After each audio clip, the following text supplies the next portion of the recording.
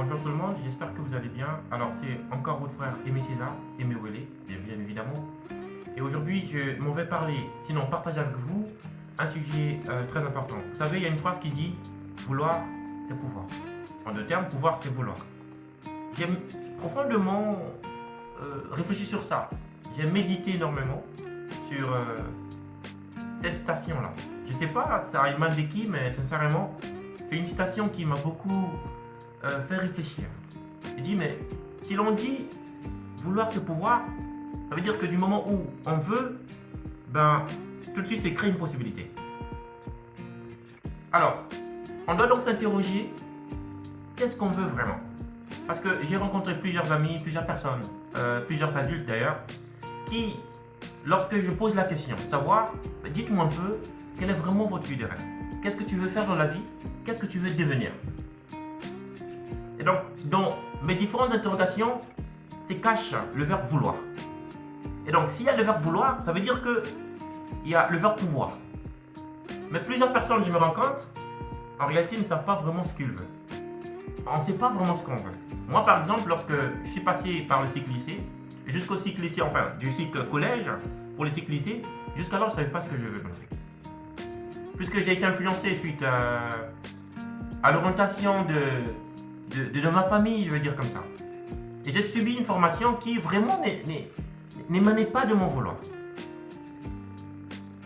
Et jusqu'à ce que je suis arrivé à l'université, à l'université, ce que j'ai également subi, je vous assure que ça n'émane pas vraiment de moi. Il y a une dévastation complète. Et je me rends compte, aujourd'hui, s'il n'y a pas la possibilité dans la vie de certaines personnes, notamment sur le plan scolaire, c'est parce qu'ils ont été mal orientés. En fait, ils n'ont pas vraiment voulu faire ce qu'ils font actuellement ou ce qu'ils ont fait comme formation.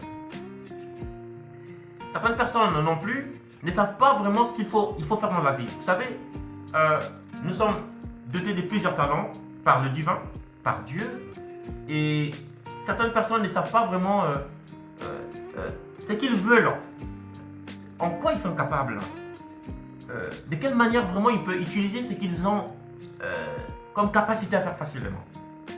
Et ça, c'est une chose très importante, parce que plusieurs ont raté la vie comme ça. Ils n'ont pas su vraiment ce qu'ils aiment, ce qu'ils sont passionnés en.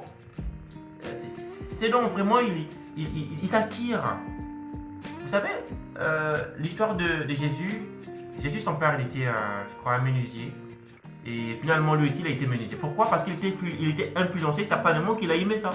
On ne sait pas s'il a été influencé par son père, on va dire son père charnel, comme ça qu'on appelle. Mais ce qui est vrai, certainement qu'il a aimé ça. Et toi qui me suis, qu'est-ce que tu aimes vraiment?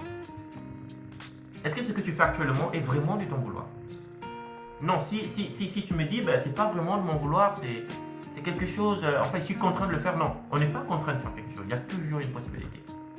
Il y a des gens qui ne sont pas peut-être surdoués ou doués ou encore, ils ne se donnent pas vraiment de cas d'études, mais ils sont comme forcés d'y faire. Pourquoi? Parce qu'on leur fait comprendre que c'est par voie d'études d'où sortira la réussite, sinon sa réussite. Et ça, c'est quelque chose que j'interpelle vraiment. Il faut prendre un temps de méditation, voir ses capacités, voir ce qu'on aime faire dans la vie, voir ce dont on est vraiment passionné.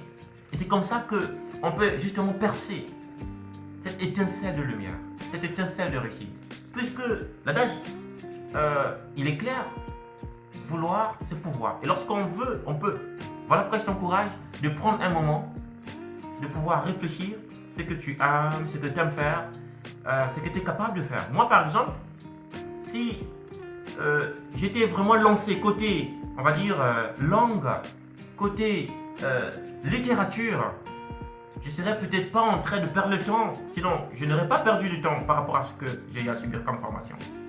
C'est vrai, nous sommes des genres de personnes qui avons ce qu'on appelle par l'adaptabilité, donc nous nous adaptons à ce qui se présente, mais malheureusement, si c'était vraiment l'orientation dans ce que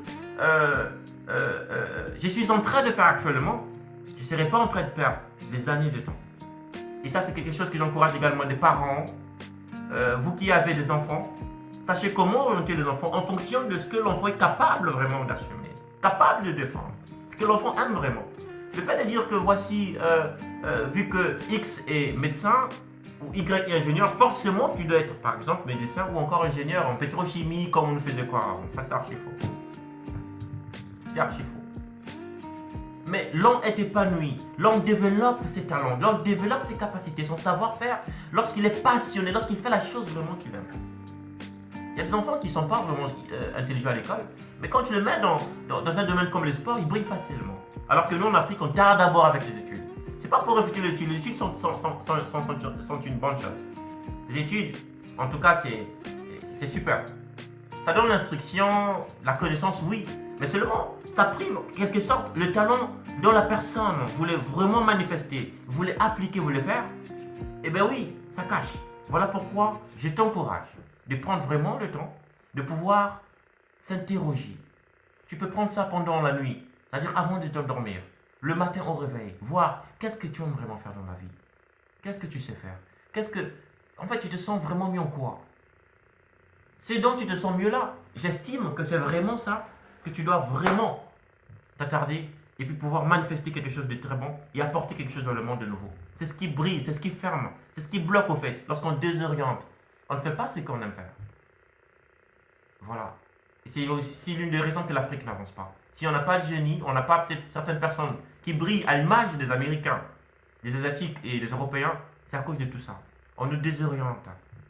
On nous fait comprendre qu'il n'y a que ce chemin, il n'y a que ça. Fais comme ton père, fais comme ton frère. Non, tout le monde n'est pas censé faire comme X. On peut vraiment exprimer ce dans quoi on se sent à l'aise, ce dans quoi on aime, ce dans quoi on a comme amour par une personne, un idole, etc. En tout cas, c'est ça. Donc, cherche tes capacités, c'est donc tu aimes faire. Et je pense que par rapport à là, tu vas donc trouver ce vouloir qui donc finalement donne le pouvoir. Donc, vouloir, c'est pouvoir. Médite sur ça. Merci beaucoup. C'est votre frère Aimé César. Au revoir.